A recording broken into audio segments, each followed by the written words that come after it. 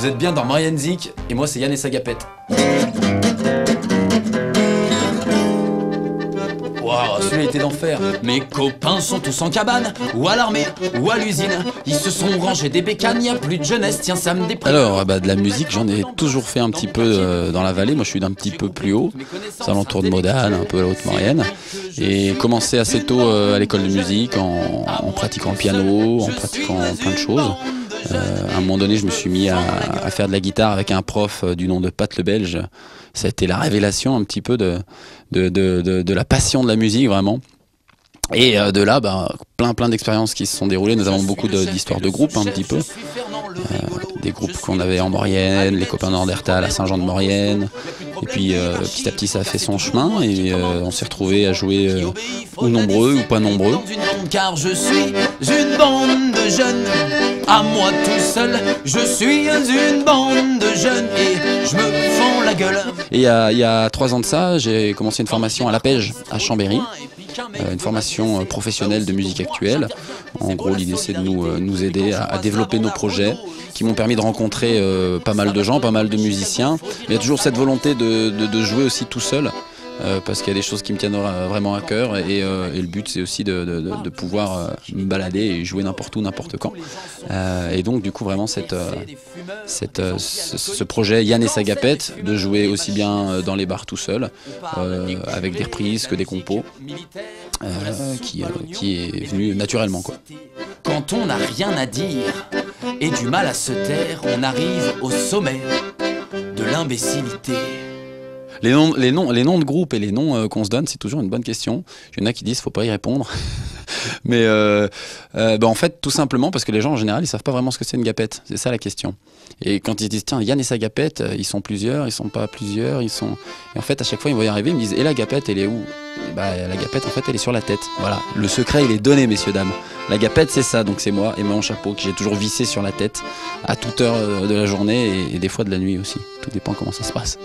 C'est une rue pas très grande avec 3 fleurs et 2 oiseaux. On y vend de la pâte aux amandes, des cacahuètes et du Bordeaux.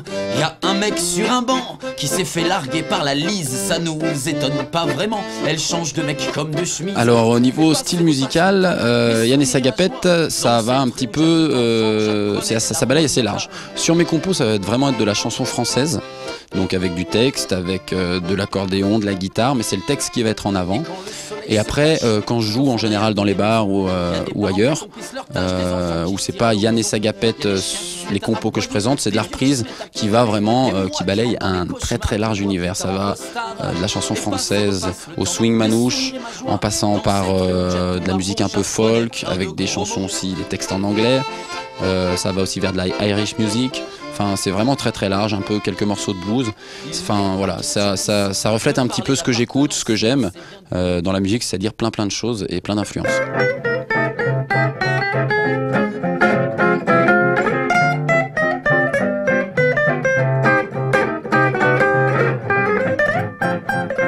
Influence musicale artiste, dans la chanson française, j'aime vraiment bien en général la chanson qui a quelque chose à dire, donc avec un texte derrière. Ça va aller, pour ceux qui connaissent bien entendu, du Brassens, Renaud, beaucoup influencé par du Renaud, j'en ai écouté des tonnes et des tonnes, beaucoup et j'en écoute toujours. Dans de la chanson française un petit peu plus récente, les Ogres de Barbac, de Paris. On va aussi avoir des mecs comme les Têtes Raides, La Rue qui est à nous, les VRP.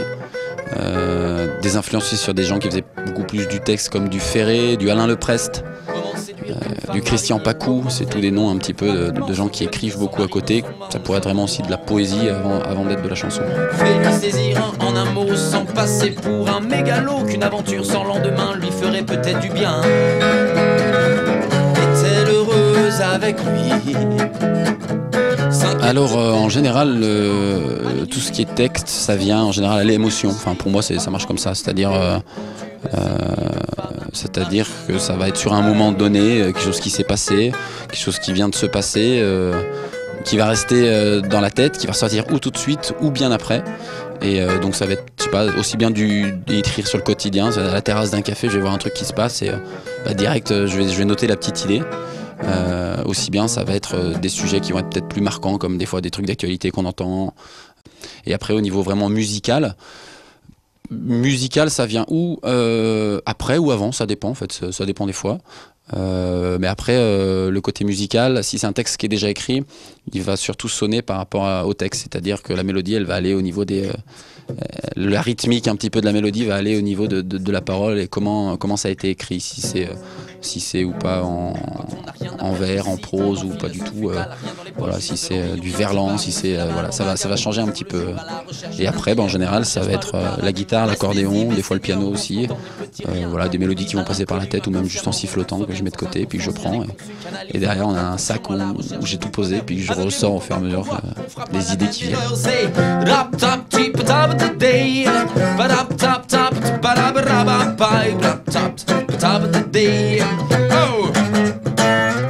Non, alors les futurs projets pour moi ça va être l'enregistrement d'un album, donc avec des compos, vraiment que de la création et des compos. Donc ça c'est le gros du travail qui va être sur 1 ou 2 ans, vraiment ça va être ça. Donc avec la sortie d'un album, d'un EP, donc je ne sais pas encore vraiment décidé. Mais voilà, l'idée c'est vraiment de mettre en boîte ce qui est sorti et puis de pouvoir le jouer, pouvoir aller le jouer de partout. Vraiment l'idée c'est, en ce moment je tourne beaucoup avec ce projet-là, Yann et Sagapet, sur vraiment tout, aussi bien du bar que du centre de vacances, que pour les fêtes de village, que pour les fêtes des anciens, enfin vraiment voilà, aussi bien comme récemment au sommet de la montagne, dans les refuges, c'est ce qui est assez pratique. L'idée quand je joue dans des choses comme ça, en général c'est souvent des reprises, ou alors il y a des compos, mais en général c'est beaucoup de la reprise que les gens connaissent, que les gens aiment bien chantonner.